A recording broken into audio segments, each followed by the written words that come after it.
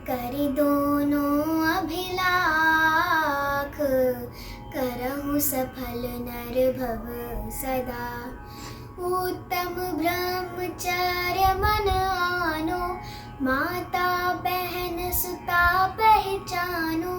सहेबान वर्षा बहु सूरे, टिके न नैन बान लखि कूरे। कूरे तिया के अशु अशुचितन में, काम रोगी रति करे।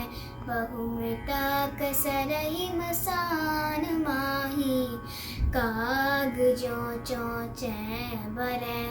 संसार में विष बेल नारी, तजी गए जोगीश्वरा। ध्यानत ध्यानत धर्म दश पैड़ चढ़ के, शिव महल में पग धरा। ध्यानत धर्म दश पैर चढ़ के, शिव महल में पग धरा। शिव महल में पग धरा। शिव महल में पग धरा। ब्रह्म अर्थात निःशुद्ध आत्मा में चरना रमना ही ब्रह्मचर्य है। आत्मलीनता पूर्वक पंचेंद्र के विषय का त्याग ही वास्तविक ब्रह्मचर्य है। आत्मलीनता अर्थात सम्यक चारित्र, आत्मज्ञान एवं आत्मश्रद्धान पूर्वक ही होता है। अपरिग्रह का उत्कृष्ट रूप दिगंबर दशा है। ब्रह्मचर्य तो एकदम अंतर की चीज है, व्यक्तिगत चीज है। इंद्रिय भोगों की समान ही इंद्रिय ज्ञान भी ब्रह्मचर्य में साधक नहीं बाधक ही है। मम्मी जी, हम घूमने जा रहे हैं। बेटी, तुमने मुझसे स्वीकृति मांगी है, न मैं तुम्हें ना कह सकती हूँ, न तुम हाँ।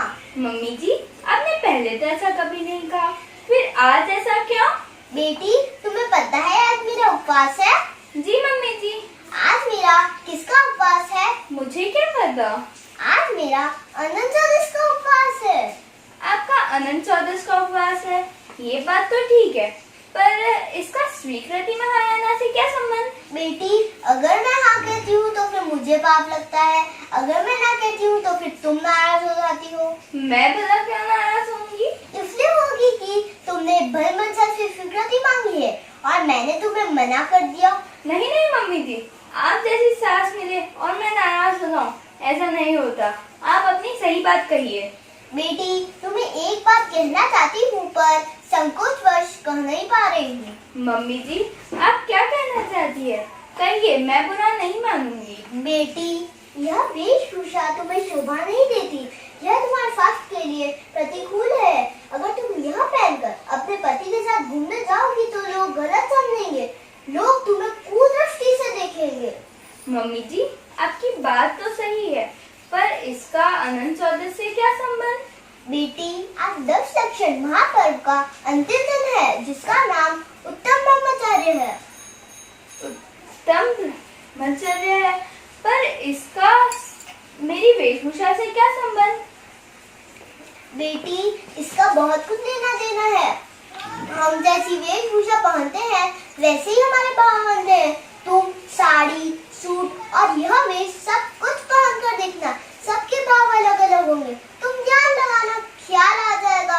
और वैसे भी आप स्वाध्याय में भी बताया था कि हमें वस्त्राभरण सही पहनने चाहिए, कमादिक भाव पैदा करने वाले नहीं। मम्मी जी, जैसा कि आपने कहा कि आज उत्तम ब्रह्मचर्य का दिन है, ब्रह्मचर्य का मतलब तो होता है शादी नहीं करना, पर उत्तम ब्रह्मचर्य का क्या दिन है? मैं तुम्हारे प्रश्न का जवाब दूंगी, पहले तुम जाओ, वह तुम्हारा इंतजार कर रहा है। मम्मी जी, क्या हुआ? तुम बाहर आओ, अंदर आओ। क्यों? क्या हुआ? मम्मी ने मना कर दिया? नहीं, तुम चलो तो मम्मी से बात करेंगे। अच्छा ठीक है, चलो।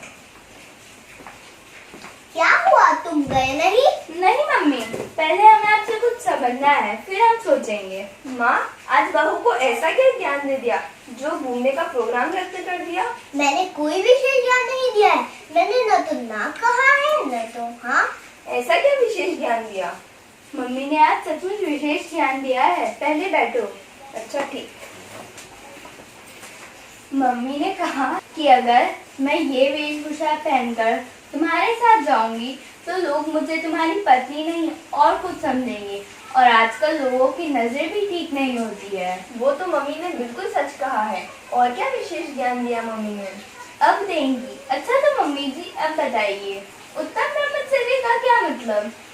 बेटी, तुमने जैसे कहा कि उत्तम ब्रह्मचारी का मतलब शादी नहीं करना, वह ठीक नहीं है। अपितु माने ब्रह्म आत्मा और चर्य माने चर्या होना, यानी लीन होना। इस प्रकार अपनी आत्मा में लीन होना ही उत्तम ब्रह्मचार्य है। मैंने तो सुना था शादी नहीं करना ही ब्रह्मचारी है। नहीं बेटा, अगर शादी नहीं करना ब्रह्मचारी है तो पशु पक्षी भी शादी नहीं करते, क्या वो भी ब्रह्मचारी हो जाएंगे? इसमें क्या परेशानी है? बेटी, शादी नहीं करना अलग बात है और ब्रह्मचारी अलग बात है। विशा भी शादी नहीं करती, क्या उसे भी ब्रह्मचारी कहेंगे? नहीं कहेंगे। तो फिर स्पष्ट हो गया कि शादी नहीं करना अलग बात है और ब्रह्मचारी अलग बात है। ब्रह्मचार्य बिना वस्तु है। मम्मी जी, इसके बारे में और कुछ बताइए ना। बेटी, सही मायने में आत्मनिंदा ही ब्रह्मचारी है, और ब्रह्मचारी के कई रूप होते हैं और कई रूप व्यवहार में है। व्यवहार की प्रथम अवस्था है अपने पति पत्नी के बीच ही संतोष रखना, और दूसरी अवस्था है अपने पति पत्नी के बीच भी राग न रखना। पांच